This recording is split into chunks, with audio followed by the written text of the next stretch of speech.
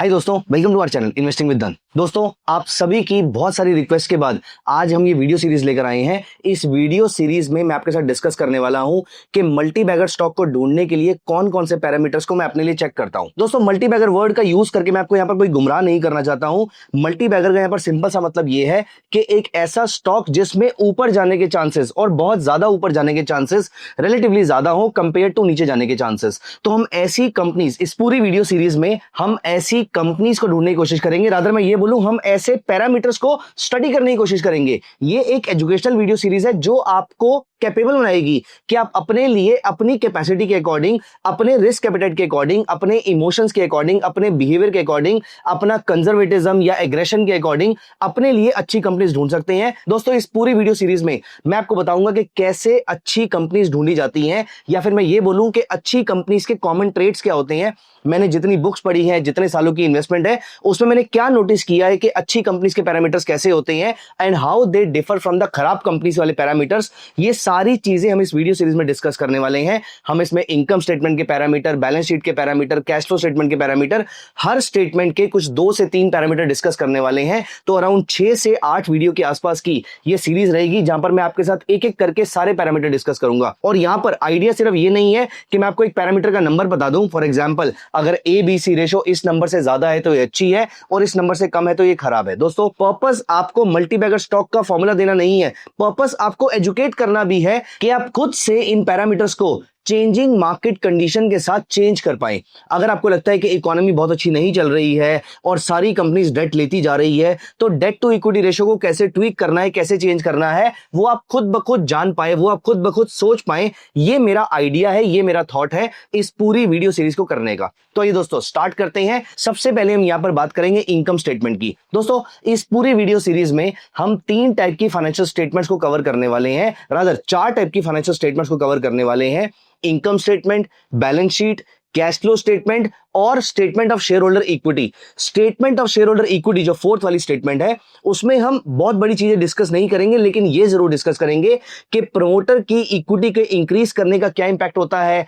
Promoter क्या हर बार जब equity decrease करता है तो क्या वो खराब ही होता है, या कुछ अच्छी बातें भी इसमें हो सकती हैं। या फिर अगर हम ये नोटिस करते हैं कि कोई एक बड़ा ग्रुप अपनी कंपनी के शेयर्स बेच रहा है तो वो पॉजिटिव क्यों कंसिडर हो सकता है, और वहीं अगर एक छोटी कंपनी का प्रमोटर अपने शेयर्स बेच रहा है तो उसको हम नेगेटिव कंसिडर क्यों करते हैं।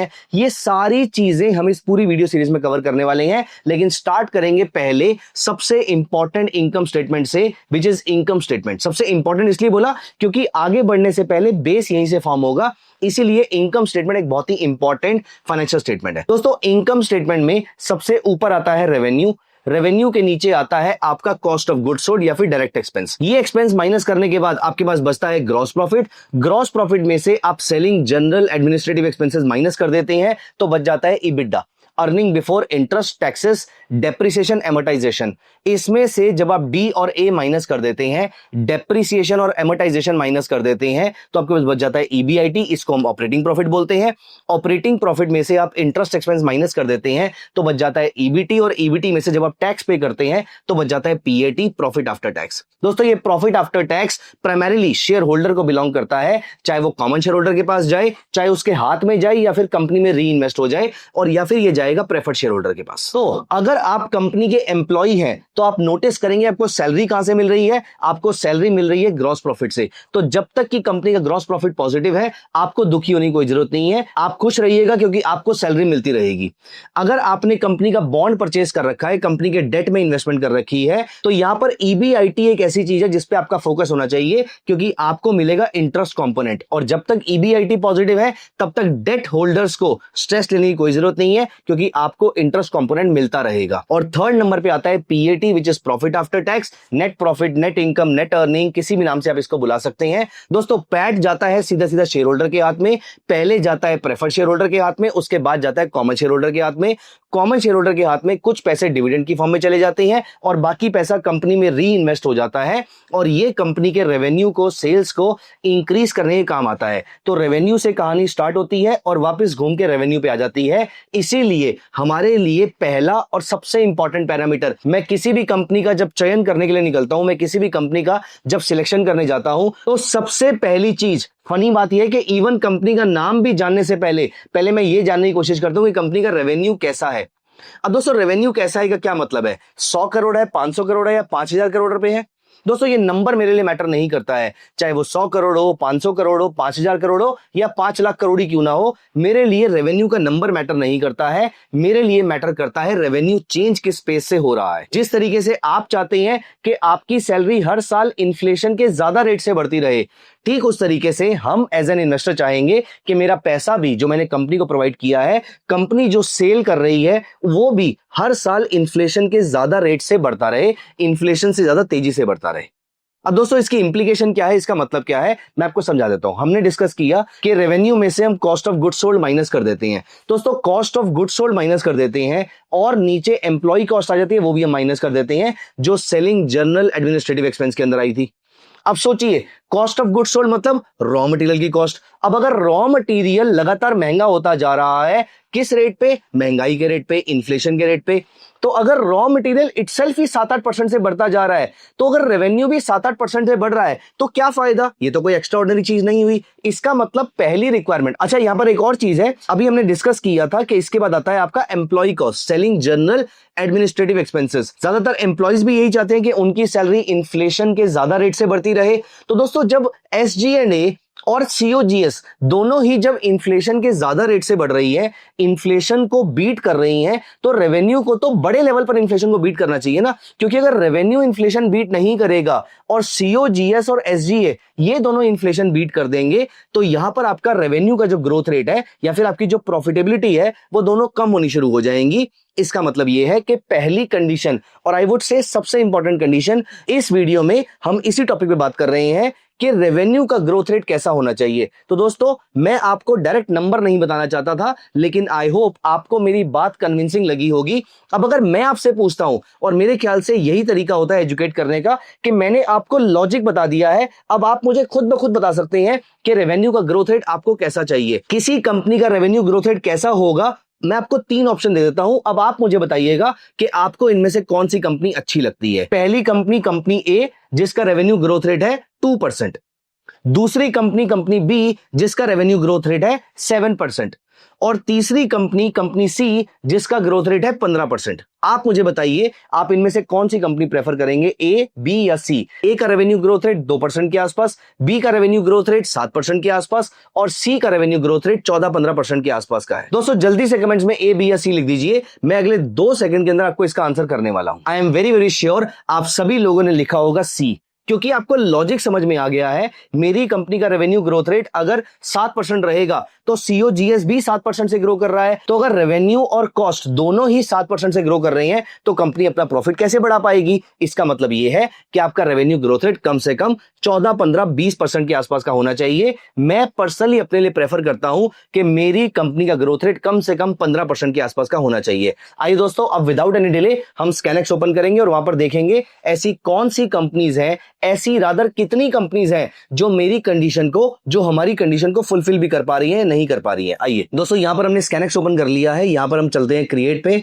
और क्रिएट पे हम ऐड फिल्टर पे चलते हैं और हम एक कंडीशन ऐड करेंगे। पहला, रेवेन्यू ग्रोथ का परसेंटेज। रेवेन्यू ग्रोथ का परसेंटेज आपके सामने 3 कंडीशंस आ रही हैं, पिछले 1 साल में, पिछले 3 साल में या पिछले 5 साल में। दोस्तों आप मुझे बताइए कौन सी कंडीशन चूज करें, पिछला 1 साल का रेवेन्यू ग्रोथ रेट 15% से ऊपर हो, पिछले 3 साल का हो या पिछले 5 साल का हो, या फिर कोई और कंडीशन आप सोचेंगे। दोस्तों मेरे अकॉर्डिंग ये तीनों लेवल पे कंसिस्टेंसी मेंटेन रहनी चाहिए। तो 15% ना भी सही तो 12% से हर साल ये company on an average grow करती रहे। तो मैं यहां पर तीनों कंडीशन डाल देता हूं। पिछले 1 साल में किया नहीं किया बहुत ज्यादा मैटर नहीं करता है, लेकिन पिछले 3 साल के अंदर और पिछले 5 साल के अंदर तो ये मेरे लिए इंपॉर्टेंट डेटा है। तो यहां पर revenue growth rate percentage for the last 3 years and revenue growth percentage for the last 5 years, ये दोनों मैंने यहां पर अप्लाई कर दिए। और यहां पर मैं कर लेता हूं कितना, कम से कम 12% तो होना चाहिए। अगर मैं सिर्फ एक ही कंडीशन डाल रहा होता तो मैं 15% पे स्ट्रिक्ट रहता, लेकिन मैं मल्टीपल कंडीशन डाल रहा हूं तो मैं यहां पर थोड़ा सा लीवे प्रोवाइड कर रहा हूं। तो मैं यहां पर स्क्रीनर को थोड़ा सा लीवे प्रोवाइड कर रहा हूं।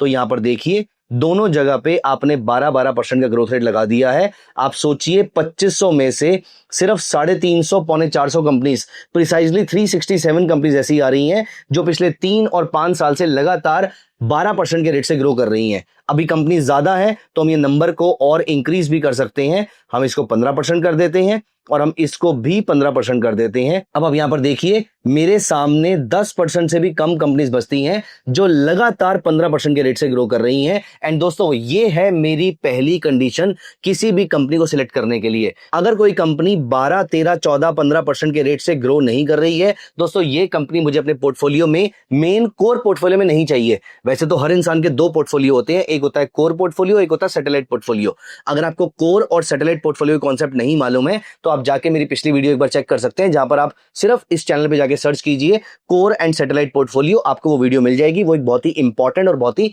इंटरेस्टिंग कॉन्सेप्ट है।